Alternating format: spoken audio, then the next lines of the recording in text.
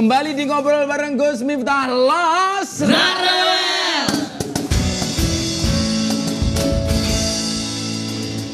Los Rarewel itu los-losan nggak pakai rewel mas pokoknya. Kayak bintang tamu kita tuh kalau di sini ngomong los pokoknya. Ini mas, sebelum kita bahas kapan vaksinasi corona dimulai, saya mau kasih satu lihat foto ini mas. Ada foto untuk Mas Erik ini. Wah. Nah ini, dengan manci ini. Ah ini mas. Dulu kan Mas Erik itu saya tahu betul membeli sahamnya Inter Milan. Ya. Saya dengan beliau sama lah. Beliau owner, saya fan. Kebetulan saya internisti mas. Itu. Oh. Iya, saya sangat internisti. Wah. Kebetulan saya belum dikasih kaos sama Mas Erik waktu itu. Oke. Yang pemain baru ya? Iya pemain baru dong seharusnya. Yang mana? Kalau saya sih Romelu Lukaku. Oke. Nah, itu aja. Insya Mas. Allah dapat. Jadi kalau sepak bola itu beliau ini posisinya gelandang serang. Kalau Gus Miftah gelandangan. Gimana mas kabarnya Inter Milan mas? Alhamdulillah saya rasa ketika saya waktu itu terjebak ya harus tinggal di Indonesia sekian lama. Karena kalau dari 2011 sampai 2017 itu kan memang lebih banyak di luar negeri. Kebetulan investasinya di klub-klub olahraga. Ada Sixers, ada Inter Milan, ada DC United waktu itu. Nah cuman ketika Asian Games ya nggak bisa pergi sama sekali. Sama sekali ya? 2 tahun ya tentunya daripada saya mengecewakan ya apalagi kebetulan juga ini memang Asian Games luar biasa besar buat Indonesia. Ya udah waktu itu kita putuskan dengan berat hati turun dari presiden loh. Dari presiden Inter Milan. Presiden Inter Milan. Ya waktu itu gantiin Moratti mas ya? Iya, jadi ya jual Inter Milan sama DC United-nya. Sedih DC banget United sih. juga dijual? Ya, berat banget. Tapi gini, tidak mungkin saya tidak kesana. Karena kan memanage klub olahraga itu ada fans, ada manajemen, ada pemain. Ini benar-benar yang sangat berhubungan dengan manusia. Jadi tidak bisa dikelola secara remote. Gitu. Jadi ya kalau keberadaan kita sebagai presiden atau pemilik klub juga tidak ada di sana berarti ya mereka mereka nggak akan apresiasi dan tentu ya saya lepas ya sedih banget ya makanya tadi saya ngeliat waduh kangen tuh dengan foto-foto kayak gitu ya, kan? Saya itu tahun kemarin sampai ke San Siro mas gara-gara presidennya Pak Erik. Saya sampai ke sana, saya foto-foto di San Siro kebetulan waktu itu pas nggak ada pertandingan. Katanya juga ada klub lokal mas yang dibeli di Indonesia. Oh waktu itu sama teman-teman di Persib. Di Persib ya. Ya. Sampai sekarang masih. Kenapa? Sampai sekarang masih. Masih. Ini pertandingan persahabatan loh. Beliau komisaris barangkali pemilik saham di Persib. Saya komisaris di PSS mas. Tapi gitu. Sahamnya kecil banget. Nah, makanya ini persahabatan Persib versus PSS sih. Ini kan olahraga itu bagi Mas Erik sangat penting. Kalau di musim pandemi seperti ini, menu olahraga Mas Erik seperti apa? Berenang aja. Berenang aja? Habis basket sama bolanya berat, terlalu gemuk udah. Saya malah kesebaliknya, saya tuh nggak bisa renang sama sekali. Karena saya renang tuh cuman bisa satu gaya mas. Gaya dada, biur dada. Aduh. Nanti kita ajarin gaya punggung. Gimana tuh mas? Ngapung. Kalau kita lama-lama tenggelam mas. Ini ngomong-ngomong soal vaksin ini, Pak Erik. Ini kan saya ada foto. Katanya pemirsa ya, Pak Erik ini takut untuk divaksin. Nah, coba kita lihat fotonya seperti apa. Trending topik, uji coba vaksin Erick Thohir takut. Komentar Mas Erik. Gini, ini prinsip. Kalau saya sebagai, ya mungkin kebanyakan nonton film perang. Ya, kalau kita lihat di film perang itu kapal laut besar.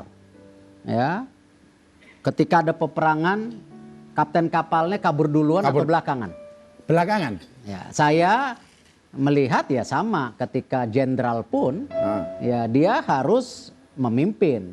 Tetapi bukan berarti mengambil segala hal yang bisa menghancurkan seluruh pasukannya. Ya sama, ketika kita kapten kapal, ketika ada apa-apa sama kapal, kita loncat duluan. Anak buahnya ya kan Nggak selamat. Nah, sama kalau saya prinsip apalagi vaksin-vaksin ini kan banyak bekerja sama dengan BUMN. Ya, sudah seyogyanya kita prioritaskan proses yang benar ya. Nanti juga dalam kondisi yang sangat baik ya, masyarakat juga udah ya, baru kita sebagai pemimpin. Kalau ngomong prioritas, yang diprioritaskan siapa Mas? Penerima vaksin ini yang pertama. Sesuai dengan arahan Bapak Presiden bahwa yang prioritas itu nanti tenaga kesehatan. Kesehatan. Ya, dokter, perawat, lab ya, yang lab-lab itu kan kasihan mereka semua yang sekarang udah hampir 8 bulan kerja terdepan. Ya, kita masih begini. Tetapi mereka kan luar biasa 8 bulan ya 24 jam. Ya, dan mohon maaf sudah ada beberapa yang mendahului. Dan 100 dokter lebih. Iya, dan itu harus yang menjadi terdepan. Karena itu sejak awal ketika vaksin ini datang ya jangan kita duluan, ya mereka duluan. Sebagai prioritas ya? Harus. Dan baru kita mapping lagi mana yang sangat memerlukan. Nah, ini yang kita lakukan ya. Dan memang mengenai vaksin ini pasti nanti kontroversi. Kenapa kontroversinya? Loh, kenapa yang disuntik dia duluan bukan kita? Ini problem nantinya. Kenapa? Kedatangan vaksin itu ya yang sekarang juga belum untuk 100% masyarakat Indonesia, ini baru 70% loh kita. Yang kita beli-beli ini baru 70%. Makanya kalau kemarin udah pada ribut loh. Negara lain itu seperti Inggris, dari total penduduk dia punya security vaksin itu udah 250 juta. Dari total penduduknya lebih banyak vaksinnya. 60 juta. Udah kayak di New Zealand lebih banyak domba daripada orang. Iya. Ya kan? Nah, sekarang kita ini belum, udah pada ribut.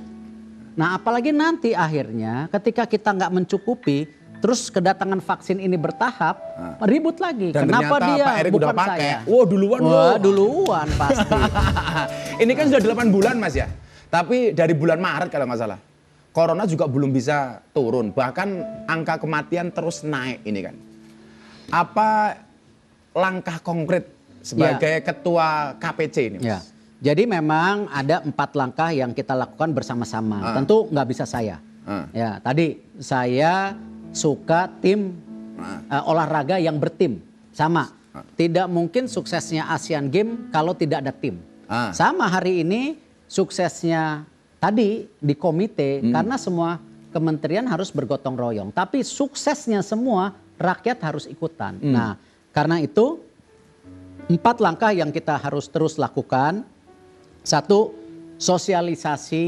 Kita tadi saya datang pakai masker. Ya. Jaga jarak. Ini kita jaga jarak. Jaga jarak. Habis ini kita cuci tangan sama mandi-mandi. Iya kan? kan? Nah, saya langsung pulang mandi besar Mas. karena corona. Nah, karena ini memang harus tertib, itu harus dilakukan dan masyarakat harus membantu. Yang kedua tadi standarisasi obat sekarang ya. Apakah yang kemarin namanya susah-susah itu? Ya. Paviviravir, radimisivisir, ini bukan ahlinya. Saya tadi mau kesini baca nggak apa-apa Mas. Iya, makanya ini sekarang harus distandarisasi, harus dilakukan. Kapasitas rumah sakit, termasuk nanti bagaimana nakes harus juga punya waktu istirahat macam-macam. Terakhir vaksin. Nah, 4 ini harus berjalan dan kita harapkan trennya membaik. Alhamdulillah kalau kita lihat tren daripada Indonesia, kesembuhan itu kita sudah di atas dunia. Malan. Ya, ya kita 75,88 kalau nggak salah, di dunia itu 72 berapa. Tapi fatality atau kematian itu kita masih lebih tinggi, 3,66. 3,66 Yang dulu 8,5 turun. Tapi dibandingkan dunia kita masih kalah. Dunia itu 3,2. Nah, ini yang harus kita lakukan. Nah, itu yang saya juga mohon maaf dengan tidak ada maksud apa-apa. Ya, ini bukan inflasi, mohon maaf ya. Ya.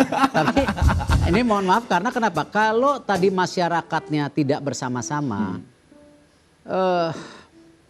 jangan kaget kalau pertumbuhan daripada yang terkena itu mencapai akan 500.000 di Desember. Kalau kita termasuk pemicunya barangkali gelombang massa seperti ini.